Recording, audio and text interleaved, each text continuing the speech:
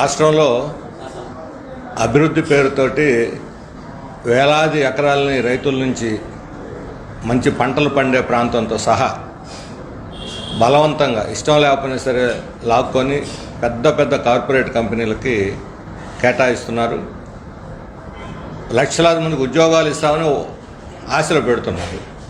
కానీ ఈరోజు రాష్ట్రంలో మొత్తం గత 25 సంవత్సరాల్లో ఈ అభివృద్ధి వ్యూహాలు విజన్ 2020లు విజన్ 47లు రకరకాల పేర్లతోటి 148,000 ఎకరాలు ప్రభుత్వం ఏపీఐఎస్ ద్వారా సేకరిస్తే ఎస్సీజెడ్లకు కానీ గ్రోత్ సెంటర్లకు కానీ కారిడార్లకు కానీ ఏదో పేరుతోటి కేటాయిస్తే 1,00,000 ఎకరాలు వివిధ సంస్థలకు కేటాయించారు. 44,000 ఎకరాలు ఇప్పటికి కూడా ఖాళీగా ఉంది ఈ 25 ఏళ్లలో. ఈ కేటాయించిన 1,00,000 ఎకరాల్లో 20% పొలంలో కూడా అంటే భూమిలో కూడా పరిశ్రమలు పెట్టలేదు. అత్యధిక భాగం చేతులు మారుతున్నాయి, బ్యాంకుల నుంచి రుణాలు తెచ్చుకుంటున్నారు, దాన్ని ఎగ్గొట్టేస్తున్నారు, రుణాలు ఎగ్గొట్టేస్తున్నారు. చివరికి ఆ సేకరించిన భూములు వ్యవసాయం లేదు, పరిశ్రమలు లేవు, ఉపాధి లేదు, మొత్తం రియల్ ఎస్టేట్ కింద మార్చేస్తున్న పరిస్థితి కనిపిస్తుంది. ఈరోజు నడుస్తున్నటువంటి చరిత్ర అభివృద్ధి పేరుతో భూములు తీసుకొని రియల్ ఎస్టేట్గా మార్చడానికి ప్రయత్నం జరుగుతున్నది. రెండవది, ఇది కార్పొరేట్ కంపెనీలు కేటాయిస్తున్నారు. ఈ కార్పొరేట్ కంపెనీలు అన్నింటిలో కూడా మన బడా రాజకీయ నాయకుల యొక్క వాటాలు బెనామీలుగాను వాటాలు ఉన్నాయి. వాళ్ళు లాభపడుతున్నారు. వాళ్ళ కోసమే ఈ భూములు ఈ రకంగా కేటాయిస్తూ ఉన్నారు. విదేశీ పెట్టుబడులు అన్నవి ఎన్ని వచ్చినాయి ఈ 25 ఏళ్ళలో? విదేశీ పెట్టుబడులు ఎన్ని వచ్చినాయి? తిరుగుతూ ఉన్నారు, దేశాలు తిరుగుతూ ఉన్నారు. కాబట్టి మొత్తం కేటాయించిన భూములు ఎంత, అందులో పెట్టిన పరిశ్రమలు ఎన్ని, ఎంతమందికి ఉపాధి కల్పించారు, ఉద్యోగాలు వచ్చినాయి, ఉద్యోగాలు వచ్చిన చోట స్థానికులకు ఎన్ని ఉద్యోగాలు ఇచ్చారు బయట వాళ్ళు కాకుండా, ఈ వివరాలన్నిటితోటి రాష్ట్ర ప్రభుత్వం శ్వేతపత్రం ప్రకటించాలి అని చెప్పి మేము డిమాండ్ చేస్తున్నాం. వాస్తవాలు చెప్పాలి.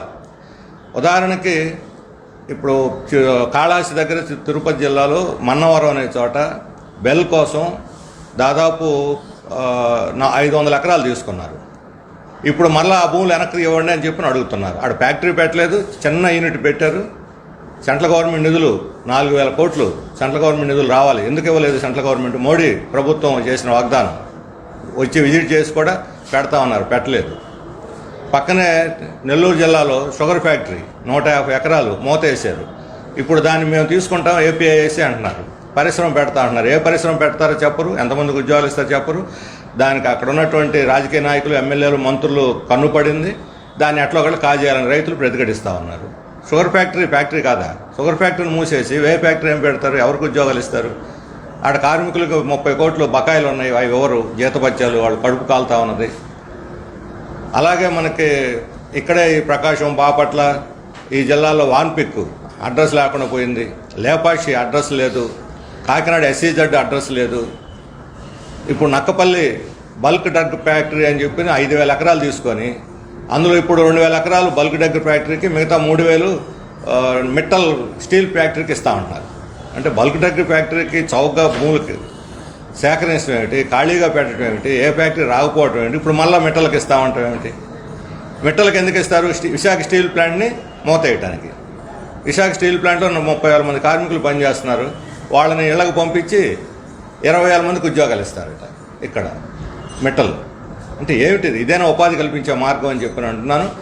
అందుకని దీని మీద ఒక సమగ్రమైనటువంటి విచారణ జరగాలి. దానికి మొత్తం వాస్తవాలతో సహా శ్వేతపత్రం ప్రకటించాలి. భవిష్యత్తులో ల్యాండ్ అలాట్మెంట్స్ ఏటికైనా సరే ఒక న్యాయ విచారణ కమిటీని పెట్టి ఆ కమిటీ స్క్రూటినీ తర్వాతే భూమి కేటాయించాలి తప్ప ప్రభుత్వం యొక్క రాజకీయ ప్రయోజనాల కోసం ఇష్టానుసారంగా ఈ కార్పొరేట్ కంపెనీలకి, రాజకీయ నాయకులు బెనామీలుగా ఉండే కంపెనీలు కేటాయించడానికి లేదు. ఇట్లా కేటాయిస్తే అటు వ్యవసాయం దెబ్బతింటే, ఇటు పరిశ్రమల అభివృద్ధిగా రాష్ట్రం సర్వనాశనం అయిపోతుంది. విజన్ల తర్వాత సంగతి రాష్ట్రం అభివృద్ధి అయ్యేటువంటిది కూడా మనకి కనిపించదు.